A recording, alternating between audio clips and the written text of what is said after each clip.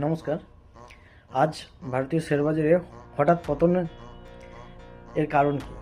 সেন্সেক্স প্রায় 900 পয়েন্টের মতো পড়েছে, আর নিফটি 23,850-এর নিচে নেমে গেছে। এটা কি শুধু প্রফিট বুকিং, না কারেকশন এর শুরু হয়েছে? আগামীকাল আমাদের ভারতীয় স্টক মার্কেট কোন দিকে যেতে পারে তা নিয়ে আমরা সম্পূর্ণ আলোচনা করব, এবং আজকে মার্কেটের পতনের মূল কারণ সেগুলো নিয়ে আমরা আলোচনা করব।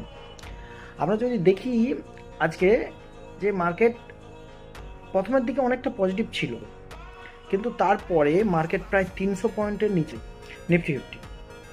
তো মার্কেট ক্লোজ কোথায় করেছে? 23,850-এর নিচে। এবার এগুলোর মূল কারণ কি?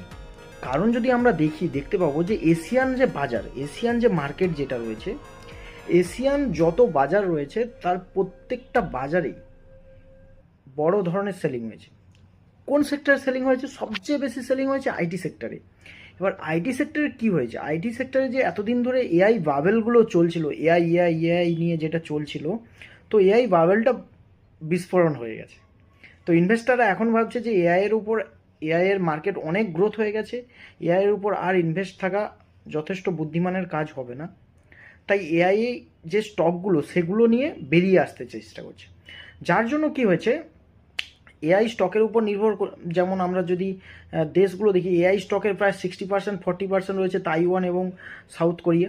আমরা দেখতে পাবো তাইওয়ান এবং সাউথ কোরিয়াতে তাইওয়ানে প্রায় 4% ইন্ডেক্স ডাউন হয়েছে, এবং সাউথ কোরিয়াতে যেখানে প্রায় 10%-এর মতো ইন্ডেক্স ডাউন হয়েছে। এবং একটা সময় সাউথ কোরিয়াতে লোয়ার সার্কিট এত পরিমাণ লাগছিল যে পুরো ট্রেডিং সময়টাকেই বন্ধ করতে হয়েছিল প্রায় 20 মিনিটের জন্য।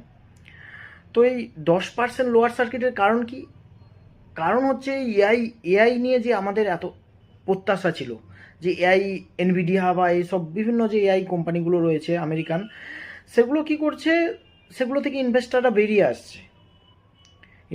বেরিয়ে আসছে কারণ যে এআই একটা সময় অনেক উপরে চলে গিয়েছে, তাই তারা বেরিয়ে আসার চেষ্টা করছে। এবং টোটাল যে সেলিং প্রেসার, যার ফলে আমেরিকান মার্কেট যেমন দুর্বল হচ্ছে, এবং সেখানে সাউথ কোরিয়া, তাইওয়ান, অন্যান্য সমস্ত মার্কেট দুর্বল হচ্ছে। যার জন্য কি হয়েছে, মার্কেটে খুব সেলিং প্রেসার দিকে গেছে, যেটা ইন্ডিয়ার মার্কেটেও প্রভাব ফেলেছে। এবং আমরা যদি দেখতে পাবো যে গ্লোবালে আরও কিছু কিছু রিজন রয়েছে, যেমন ইউএসএ আর ইরানের যে যুদ্ধটা, মানে পিস ডিল হওয়ার কথা ছিল, সেখানেও কি হয়েছে যে